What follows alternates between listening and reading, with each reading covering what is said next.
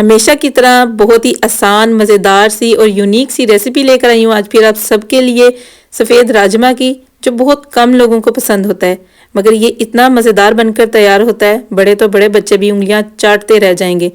बिस्मिल्लाहिर्रहमानिर्रहीम, अस्सलाम वालेकुम। मैं उम्मीद करती हूँ आप सब बिल्कुल ठीक होंगे और दुआ करती हूँ अल्लाह ताला आपके ज़ायक़ों में, दस्तरखान में ढेरों बरकतें अता फरमाए, आमीन। Welcome back to my Faizan kitchen. इधर मैंने ले लिया है 1 कप राजमा का, इसको अच्छे से धो लिया है। इसमें ना ही तो हम नमक ऐड करेंगे, ना ही मीठा सोडा। इसको हम लो टू मीडियम फ्लेम पे 15 मिनट के लिए बॉईल होने के लिए छोड़ देंगे, तो ये बहुत ज़बरदस्त टेंडर हो जाएगा। इधर मैंने ले ली हैं 4 से 5 अदद हरी मिर्चें हैं, छोटे साइज़ की हैं मगर तीखी बड़ी हैं, और 2-3 अदद लहसुन ले लिए और एक छोटा टुकड़ा अदरक का, और एक ही मीडियम साइज़ का टमाटर है। अगर आपके पास छोटे टमाटर हो तो आप 2-3 भी कर लें। इसको रिमूव कर देंगे और इनको तमाम चीज़ों को ही मोटा मोटा सा काट लेंगे, क्योंकि हमने इन सब को करना है फ्राई, और बहुत ही ज़बरदस्त किस्म का मसाला बनने वाला है। बहुत ही फ़ायदे होंगे भाई इस मसाले के। आपने इस रेसिपी को गौर से देखना है और इसको नोट कर लेना है। तो प्याज को भी हमने ऐसे ही मोटे मोटे काट लेना है, मीडियम साइज़ का एक मैंने प्याज ले लिया है। 1 कप हमारे पास राजमा का है। आप चीज़ों की तादाद को कम या ज़्यादा कर सकते हैं अपने राजमा के हिसाब से।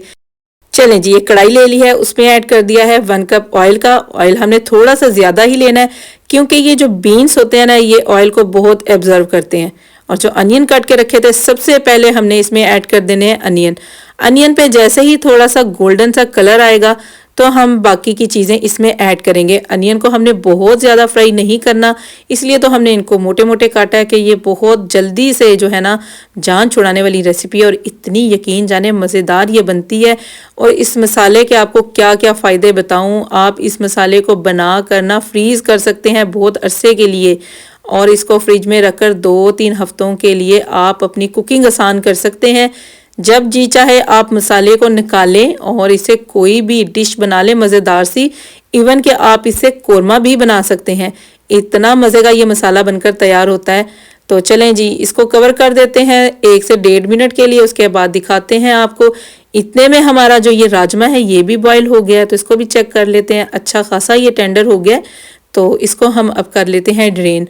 अच्छा, इधर बताती चलूँ, बहुत अहम नोट कर लें इस बात को, कि कुछ लोग डायरेक्ट ही मसाला बनाकर ना राजमा को ऐड कर देते हैं और उसमें पानी डालकर उसकी ग्रेवी वगैरह बना लेते हैं, जो बहुत गलत है। ऐसे ना किया करें। देखें इसका पानी, जो पानी इसका एक्स्ट्रा निकला है ना, कितना डार्क कलर है, और ये हमारे लिए कितना नुकसानदेह हो सकता है। अगर ये पक जाता है तो ये कितना बजाय फ़ायदे देने के इसके नुकसानात हैं। क्योंकि बीन्स जितनी भी फैमिली है ना, बहुत ज़्यादा बेनिफिट होते हैं। स्पेशली इसमें ग्लूटेन बहुत ज़्यादा होता है, जो हमारी स्किन के लिए बड़ा फ़ायदेमंद होता है। हमारे जो जोड़ों के दर्द वगैरह होते हैं उसके लिए भी बहुत ही ज़्यादा मुफीद होता है। इधर हमारे जो हमने मसाला जात सारे डालकर रखे थे, टमाटर प्याज वगैरह अच्छे से टेंडर हो गए हैं। अब हमें चाहिए एक फूड प्रोसेसर, जिसमें हम ऑयल को सेपरेट कर देंगे और जो हमने फ्राई चीज़ें की हैं वो सारी इसमें डालकर इसकी हम अच्छे से पेस्ट बना लेंगे। चलें जी, ये फूड प्रोसेसर में सारा डाल दिया है, और देखें ऑयल कढ़ाई में सेपरेट जो है ना निकल गया है सारा। इसको हम बाद में इस्तेमाल करेंगे। इधर हम साथ ही इसमें मसाले भी ऐड कर लेंगे, इसलिए कह रही हूँ कि जान छुड़ाने वाली ये रेसिपी है। मसालों में 1/2 टेबल स्पून मैंने नमक ऐड कर दिया था, 1/2 टेबल स्पून ही रेड चिली पाउडर, धनिया पाउडर, और जो गरम मसाला, और 1 टीस्पून हल्दी पाउडर। वो डालने के बाद मैंने 3 चमचे खाने के इसमें दही के ऐड कर लिए।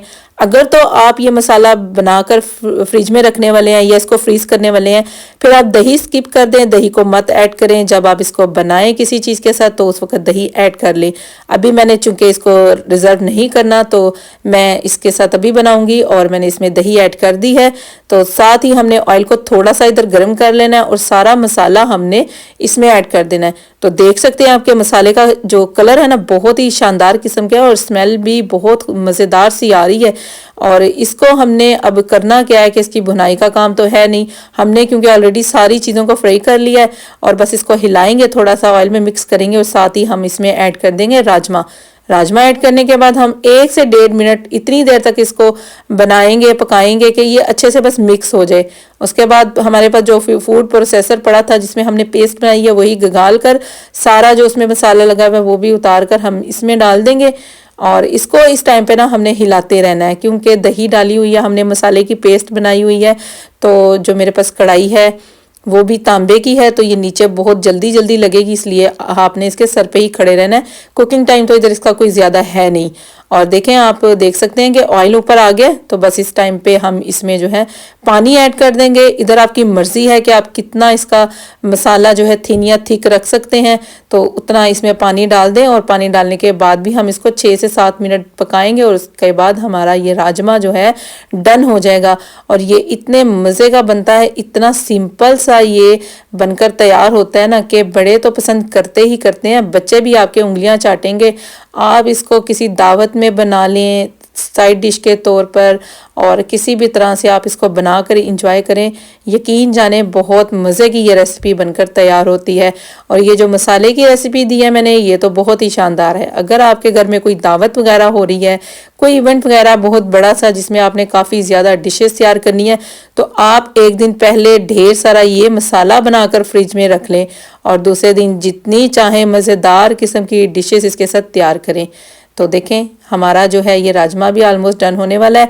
इतने में मैंने इस पर कसूरी मेथी थोड़ी सी डाल दी है। अगर आपके पास फ्रेश कोरिएंडर हो तो वो आप डाल दें। तो इसको बीच बीच में से बस हिलाते रहेंगे। अब जितनी मुझे इसके ग्रेवी की कंसिस्टेंसी चाहिए थी ना, तो उतना ये डन हो गया है। तो देख सकते हैं आप, इसको हिला लेते हैं। मज़ेदार सी इसकी ग्रेवी बन गई है। तो बस इतनी इनफ है। बहुत ज़्यादा जो थिक हो जाता है वो भी अच्छा नहीं लगता, क्योंकि ये ठंडा होकर भी थोड़ा सा टाइट हो जाता है। बाकी आपकी मर्जी है, आपकी फैमिली जिस तरह से ग्रेवी पसंद करती है उतनी रख लें।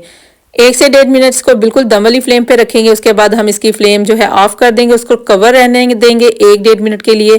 इसका सारा ऑयल जो है ऊपर आ जाएगा। कुछ बहनें कंप्लेन करती हैं कि हम बीन्स किसी तरह के भी बनाते हैं, उसकी सारा ऑयल जो है ना गायब हो जाता है। इसकी वजह यही है कि ये जो है ना ऑब्जर्व करते हैं, चने हो जाते हैं, ये किसी किस्म के बीन्स भी होते हैं। तो जब आप इनको पका चुके हैं तो इनको कुछ देर के लिए कवर कर छोड़ दें। ये जितनी देर हीट में रहते हैं तो ऑयल सारा ऊपर आ जाता है। आप देख सकते हैं कि इसका भी सारा ऑयल ऊपर आ चुका है और मसाला जो है बहुत ही ज़बरदस्त किस्म का बन गया है। तो ये रेसिपी ज़रूर ट्राई करें। बहुत ही यूनिक सी रेसिपी और आसान सी रेसिपी है और इंतहाई मज़ेदार बनकर तैयार होती है। इसे आप नान के साथ, रोटी के साथ, इवन पराठे के साथ इंजॉय कर सकते हैं। चलें जी, मैं करती हूँ इसको डिश आउट और आप सबसे चाहूँगी इजाज़त। रेसिपी अच्छी लगे तो वीडियो को लाइक ज़रूर कर जाया करें। चैनल पे नए हैं तो काइंडली चैनल को सब्सक्राइब कर दें और साथ ही बेल आइकन को भी प्रेस कर दें। Thanks for watching. मिलेंगे नेक्स्ट वीडियो में। Take care. अल्लाह हाफिज़।